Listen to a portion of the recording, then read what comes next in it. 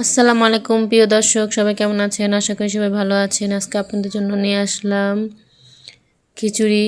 তো আজকে আমি মুগ ডাল দিয়ে কীভাবে খিচুড়ি রান্না করব, তো সম্পূর্ণ ভিডিওটা দেখাচ্ছি। তো আমি আমার বাচ্চার জন্য খিচুড়ি রান্না করব। তো আমি আগে মুগ ডালটা ভালো করে ভেজে নিচ্ছি। তো আমার মুগ ডালটা ভাজা শেষ। তো আমি এখানে নিয়ে নিলাম পোলাওর চাল।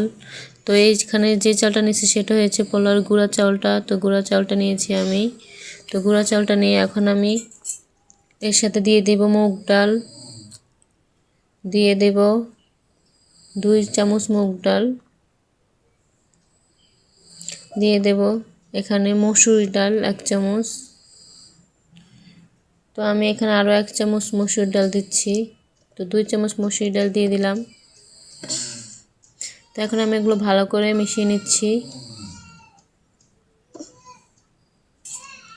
তো দেখতে পাচ্ছেন কি সুন্দর। আপনারা বাচ্চার জন্য রান্না করলে এরকম গুঁড়া চাউলটা নিয়ে আসবেন, খুব তাড়াতাড়ি সিদ্ধ হবে। তো আমি এখানে দিয়ে দেব 2 টেবিল চামচ তেল।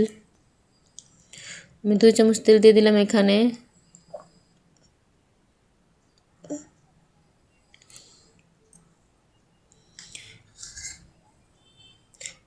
তো এখন আমি এখানে দিয়ে দেব আধা চামচেরও কম একটু আদা রসুন বাটা।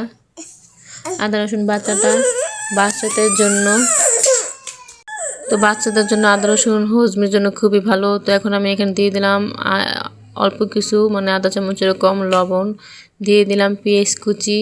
তো দিয়ে এখন আমি এখানে দিয়ে দিব পানি, 1 কাপ পরিমাণ পানি দিয়ে দিব। তো দিয়ে দেখেন আমি এটাকে 15 মিনিটের জন্য আমি সিদ্ধ করে নেব। তো আমার বাচ্চা কিন্তু ঝাল খেতে পারে না, তো আমি সেই জন্য ঝাল দিব না। তো 15 মিনিটের জন্য আমি ভালো করে সিদ্ধ করে নিয়েছি। তো এখন আমি দিয়ে দিয়েছি আধা চামচেরও কম হলদের গুঁড়া। তো হলদের গুঁড়া দিয়ে একটু লাড়াচাড়া দিয়ে দিব। তো দেখেন আমার চাউলটা কি সুন্দর ফুটে এসেছে বা সিদ্ধ হয়ে গেছে। দেখেন আমি একটু হলদের গুঁড়া দিয়ে লাড়াচাড়া দিচ্ছি, কতটাই সুন্দর হয়েছে। বাচ্চাদের খিচুড়ি, যেসব বাচ্চা ঝাল খেতে পছন্দ করে না তাদের জন্য এভাবে রান্না করবেন, দেখবেন খাবে সব সময়। আর খিচুড়ি বাচ্চাদের জন্য খুবই পুষ্টিকর একটা খাবার, যেটা না খেলে হয় না, বাচ্চার শরীর স্বাস্থ্য হয় না, একদম শুকিয়ে যায়। তো দেখেন আমার খিচুড়িটা রান্না হয়ে গেছে। তো এখন আমি আপনাদের দেখাচ্ছি যে খিচুড়িটা কতটা সুন্দর হয়েছে। দেখেন অনেকটা ঘন করে রান্না করেছি খিচুড়িটা। তো খিচুড়িটা কিন্তু খুবই মজার একটা খিচুড়ি হয়েছে।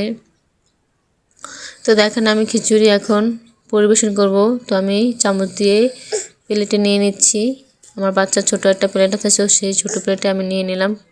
দেখেন খিচুড়িটা কেমন হয়েছে সবাই কমেন্ট করে জানাবেন।